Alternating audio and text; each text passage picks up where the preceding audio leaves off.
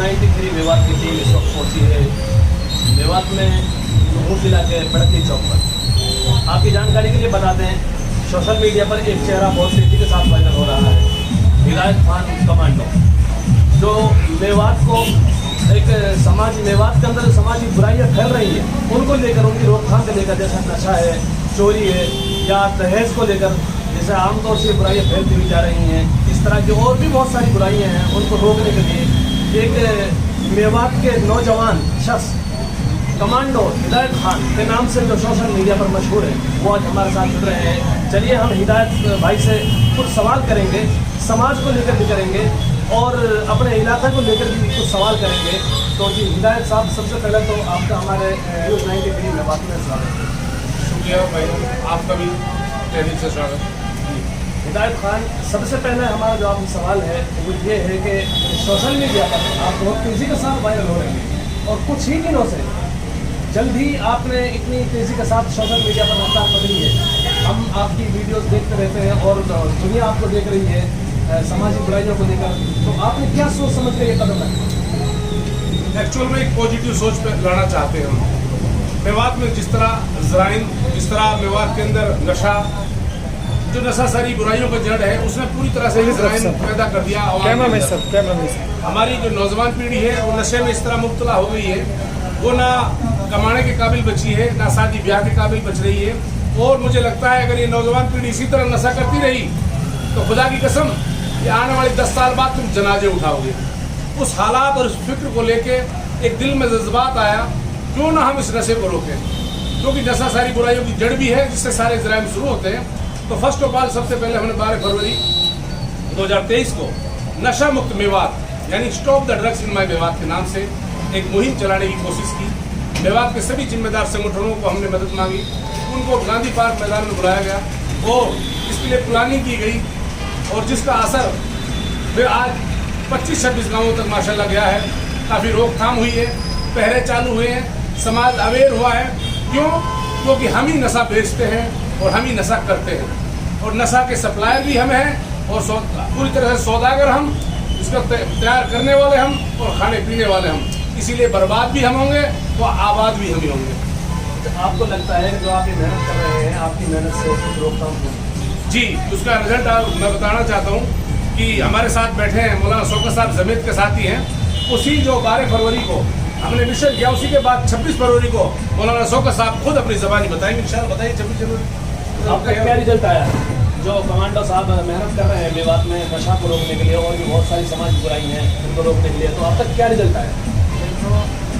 Result का जहाँ तक ताल्लुक है, समाज में कोई भी एक्टिविटी होती है, कोई भी अमल होता है, उसका असर होता है। अगर आप कोई अच्छा काम करते हैं तो उसका अच्छे काम का भी एक असर दिखाई देता है, बुराइयाँ होती हैं तो बुरे काम का असर होता है।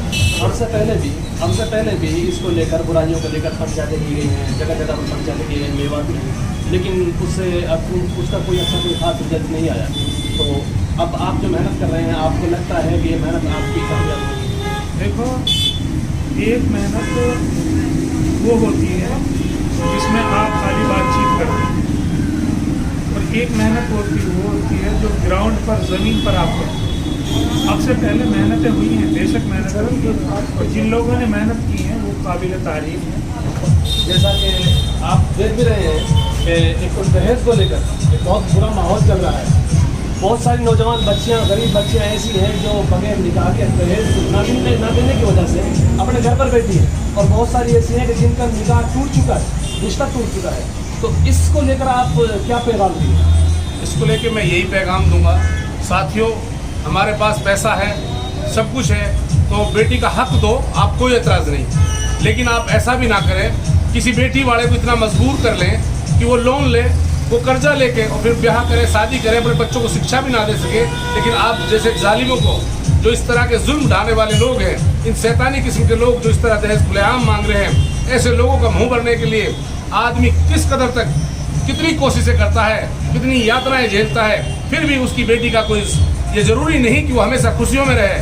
आज जलालत उठा रखी है, इसको बिल्कुल सख्ती के साथ रोका जाए और गरीब, यतीम, माजूर, मजलूम लोगों के लिए मदद के लिए मेवात के लोग आगे आएँ, चाहे वो किसी धर्म समाज से हो, किसी वर्ग विशेष से हो।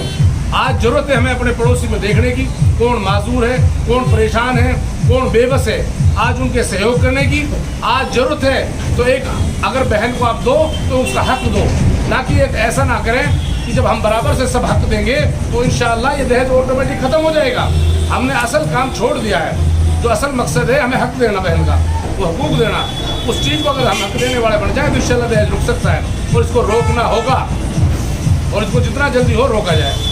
आप जो मेहनत कर रहे हैं वो सभी हिंदू मुसलमान को लेकर या मेवात की 36 बिरादरी है सभी को लेकर मेहनत कर रहे हैं या सिर्फ एक कौम है मुस्लिम? हम मेवात की हर 36 बिरादरी के लिए काम कर रहे हैं। मेवात का लेके हरियाणा मेवात से राजस्थान मेवात तक हमने क्राइटेरिया रखा है। इस इलाके में चाहे हिंदू हो चाहे मुसलमान हो, कोई भी ज़रूरतमंद है। जिस प्रकार मैं आपको बता दूं, पिछली 4 जून को हमने ये मुहिम शुरू करी, गरीब यतीम माजूर और मजलूम लोगों की मदद करना, जिसमें करीबन आज हम 26वीं मदद देकर गांव मंदापुर फिरोजपुर जिरका से आ रहे हैं फिलहाल।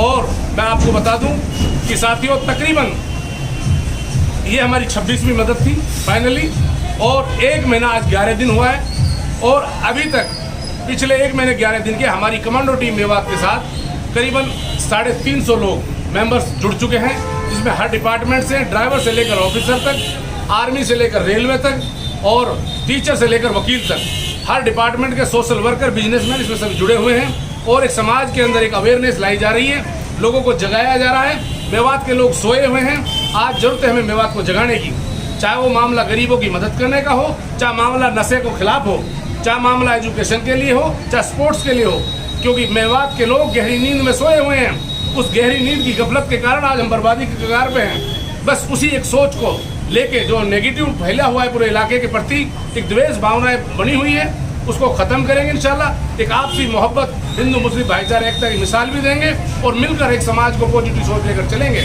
इंशाल्लाह मेवात एक तरक्की की और बढ़ेगा और इंशाल्लाह इंडिया के नक्शे पे हमारा नंबर 1 नाम दर्ज होगा इंशाल्लाह। कुछ लोगों का कहना ये है कि जो हिदायत कमांडो साहब जो ये काम कर रहे हैं, इनका राजनीति मारने का दिल है या इलेक्शन लड़ेंगे, आने वाले विधानसभा चुनाव होंगे हरियाणा में, तो उनको लेकर कमांडो साहब इलेक्शन लड़ेंगे, तो क्या कहेंगे आप इसके बारे में? मैं स्पष्ट कर देना चाहता हूं साथियों, अभी मैं 31 जुलाई को वॉलंटरी रिटायरमेंट ले रहा हूं सरकार से। मैं अभी ऑन ड्यूटी हूं।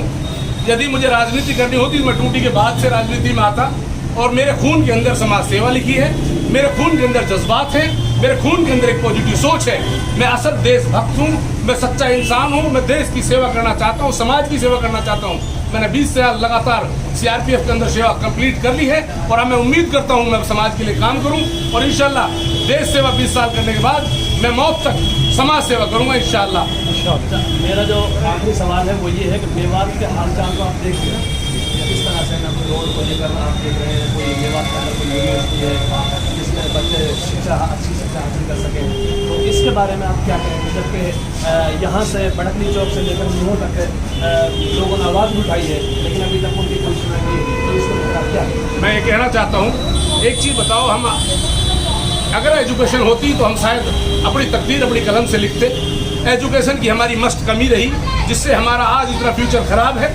सबसे पहले एजुकेशन शिक्षा को सतर को बढ़ाया जाए साथियों। और मैं आपसे कहना चाहता हूँ, यदि हमारे बच्चे एजुकेटेड होंगे तो इंशाल्लाह वो तकदीर भी खुद लिखेंगे। और रही बात इनकी फैसिलिटीज़ की, जब आदमी के अंदर शिक्षा नहीं तो वो हक मांगने में भी कमज़ोर पड़ता है। वही एक रीज़न रहा है जो हम लोग खुद एक अवेयर नहीं हुए। आज जगाने की ज़रूरत है, एक समझने की ज़रूरत है। और जब हम मौजूदा हालातों में मजबूती से खड़े होंगे, समाज के लिए काम करेंगे, तो हम अपनी वोट का सही इस्तेमाल भी करेंगे, समाज के अनुसार काम करेंगे, तो हमें उम्मीद है कि आप समाज के लोग अंदर अच्छे लोग आएंगे। क्या किसी नेता के पास इतना पैसा नहीं क्या मेवात के लिए इंटरनेशनल स्कूल नहीं बना सकता? मैं तो ये कहता हूँ, विधानसभा में कोई आए तो उससे पहले 2 इंटरनेशनल स्कूल लो, कोई जिला परिषद में आए उससे 1 इंटरनेशनल स्कूल लो, कोई MP का चुनाव लड़े उससे 5 इंटरनेशनल स्कूल लो, खेल स्टेडियम लो, स्पोर्ट्स एकेडमी लो, डिफेंस एकेडमी लो। कंडीशन रखो, अगर राजनीति में कोई आए तो उनके सामने ऐसा क्राइटेरिया रखो। और हम मेवात के अमीर लोगों से हाथ जोड़ गुजारिश करता हूँ कि मेवात के अमीर लोगों, खुदा के वास्ते तुम इस पैसे से अच्छे स्कूल बनाओ। जब उनसे बच्चे हमारे तैयार होंगे, वो अपनी तकदीर खुद अपने हाथों से लिखेंगे। तुम्हारा फाइनेंशियल बजट अच्छा होगा। जब तुम 1 इंटरनेशनल स्कूल बनाओगे तो सालाना तुम्हारी करोड़ों की इनकम होगी। खुदा के वास्ते कम से कम मेवात के अंदर सैकड़ों इंटरनेशनल स्कूल बना दो, मेवात के अमीर हो। बस मैं यही कहना चाहता हूँ। इंशाल्लाह मेवात आगे बढ़ेगा, एक पॉजिटिव सोच पैदा होगी और समाज आगे बढ़ेगा। आप मेवातियों को लेकर और अपनी टीम को लेकर तो मेवातियों के लिए क्या संदेश देना चाहते हैं? मेरा स्पष्ट संदेश ये है, बहुत हो लिया नेगेटिव, अब पॉजिटिव सोच पैदा करो।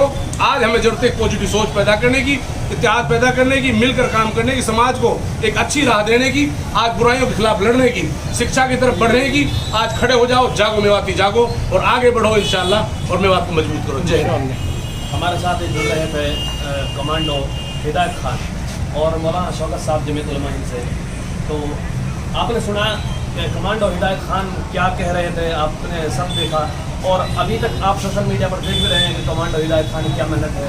कमांडो हिदायत खान का कहना है कि हमारी टीम से जुड़े और मेवात को एक सुरक्षित बनाए, नशे से, दहेज से, सारी बुराइयों से सुरक्षित मेवात को बनाया जाए। खैर, मिलते हैं फिर किसी नए मुद्दे के साथ, तब तक के लिए धन्यवाद।